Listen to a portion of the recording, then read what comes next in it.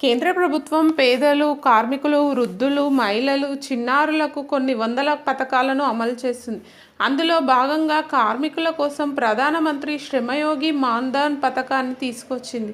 దీని ద్వారా 30 కోట్ల మంది అసంఘటిత కార్మికులకు మేలు చేయాలని భావిస్తుంది. ఈ శ్రమలో చేరేందుకు అర్హతలు ఏ విధంగా అప్లై చేసుకోవాలి వంటి పూర్తి వివరాలు తెలుసుకుందాం. కేంద్ర ప్రభుత్వం కార్మికుల కోసం తీసుకొచ్చిన స్కీమ్ ప్రధానమంత్రి శ్రమయోగి మాన్ధన్.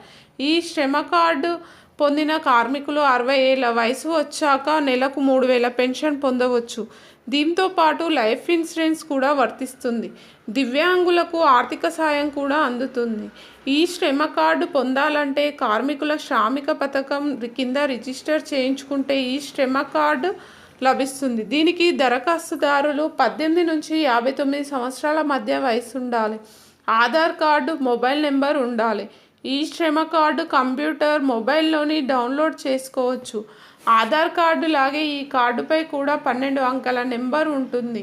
ఇది కార్మికులకు గుర్తింపు కార్డులా పనిచేస్తుంది. ఈ కార్డ్ డౌన్లోడ్ చేసుకోవడానికి ముందుగా అధికారిక పోర్టల్ https://eShram.gov.in లోకి తర్వాత ఈ శ్రమ ట్యాబ్లో రిజిస్టర్పై క్లిక్ చేయాలి. అక్కడ mobile number, Aadhaar number enter చేయాలి. తర్వాత క్యాప్చా కోడ్ ఎంటర్ చేయాలి. మొబైల్కి ఓటీపీ వస్తుంది. దీంతో వెరిఫికేషన్ పూర్తవుతుంది. తర్వాత ఈ శ్రమ కార్డ్ని డౌన్లోడ్ చేసుకోవచ్చు. ఏవైనా సందేహాలుంటే హెల్ప్లైన్ నెంబర్ 1443కి కాల్ చేసి సందేహాలపై క్లారిటీ తీసుకోవచ్చు.